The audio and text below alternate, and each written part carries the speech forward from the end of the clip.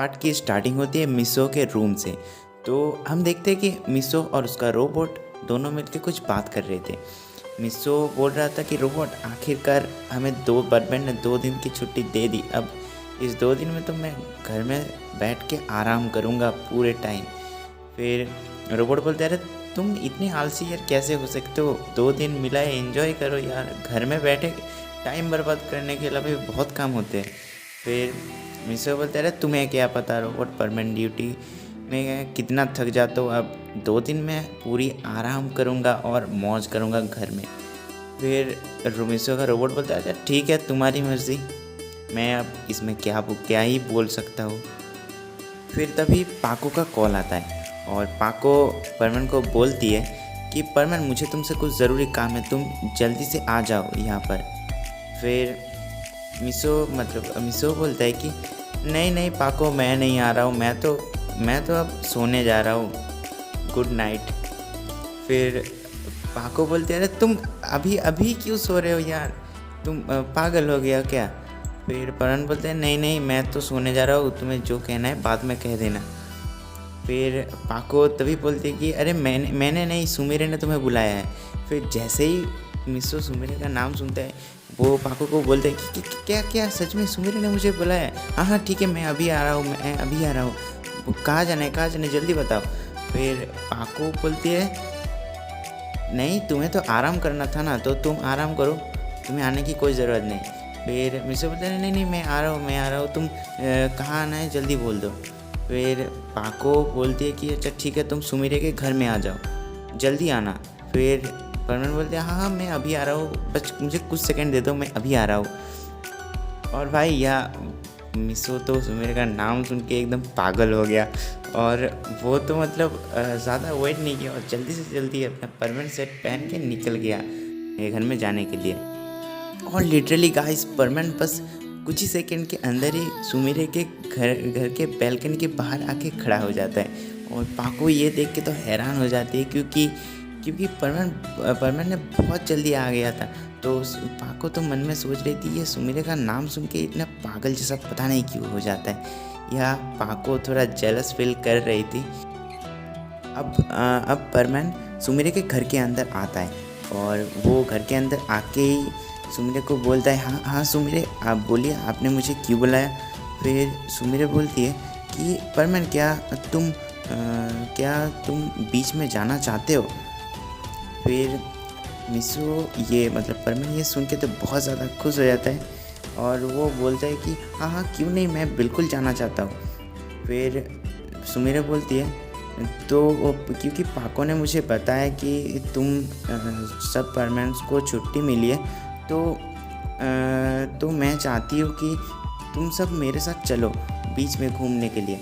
फिर मिसो परमानेंट जब ये सुनता है कि सुमिरे भी उनके साथ जाने वाली है तो वो तो और भी ज़्यादा खुश हो जाता है और वो तो बहुत मनोमन बहुत ज़्यादा मुस्करा रहा था।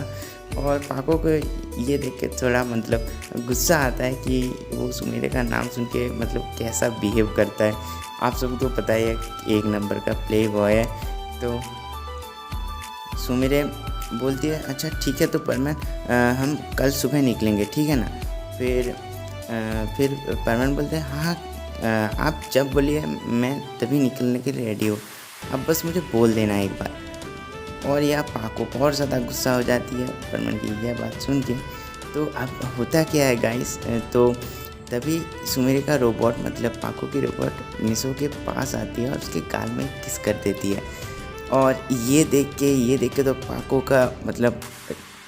का पारा हाई हो जाता है और परमान तो कुछ बोल ही नहीं पाता, वो इतना ज़्यादा शर्मा जाता है कि वो सुमिरे के घर से उड़ के चला जाता है फुल स्पीड से। तो यहाँ पाको उसके रोबोट के पास आती है और बोलते है ये रोबोट तुमने परमान को किस क्यों किया। फिर रोबोट बोलता है क्योंकि मेरी फीलिंग तुम्हारी फीलिंग तो सेम है ना, तो किस कर दिया तो क्या हुआ, हम दोनों तो एक ही है। फिर पाको बोलते हैं नहीं हम नहीं है, तुम रोबोट हो और मिसो मेरा है तुम्हारा नहीं है, समझे रोबोट। तो अगली बार से ये किस बिल्कुल मत करना और अब परमन के तुम पास भी मत आना। फिर पाको के रोबोट बोलते हैं हाँ हाँ ठीक है अब इतना चिढ़ो मत। तो यहाँ गाइस अब स्किन शिफ्ट होकर जाता है परमन की तरफ। परमन तो मतलब बहुत ज़्यादा शर्मा गया था, वो अपने घर में आ जाता है और घर में आके ये पूरी बात अपने रोबोट को बताता है। और रोबोट भी परमन के ऊपर मतलब परमन को अजीब ढंग से देखने लगता है और वो बोलता है वाह परमन, वाह मिसो, तुमने तो मौज कर दी, सुमेरे से किस, वाह तुम तो बहुत लकी हो। फिर मिसो तो ये सुन के और ज़्यादा मतलब शर्मा जाता है और वो बोलता है रोबोट तुम चुप करो। फिर उसका रोबोट बोलता है कि अच्छा तो ये सब छोड़ो, तो तुम अब पैकिंग स्टार्ट कर दो क्योंकि तुम्हें कल सुबह ही निकलना है। फिर मिसो बोलते हैं हाँ तुमने सही कहा रोबोट, तो चलो पैकिंग स्टार्ट करते हैं। फिर वो दोनों ऐसे ही पैकिंग करने लगते हैं, मतलब क्या क्या ले जाना होगा और क्या नहीं।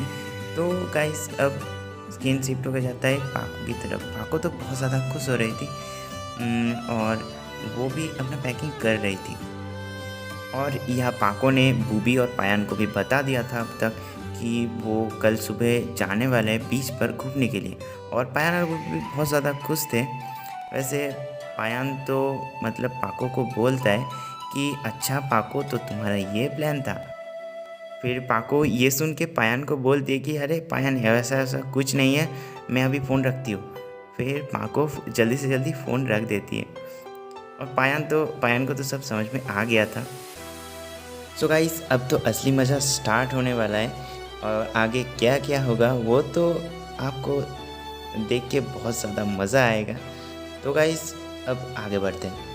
तो अब नेक्स्ट डे हो जाता है और सभी परमानेंट एक जगह इकट्ठे हो जाते हैं, मतलब सुमिरे के घर में सब चले जाते हैं और वहाँ से वो सब बीच के लिए जाएंगे। तो गाइस अब आगे जानने के लिए आपको देखना पड़ेगा इसका अगला पार्ट।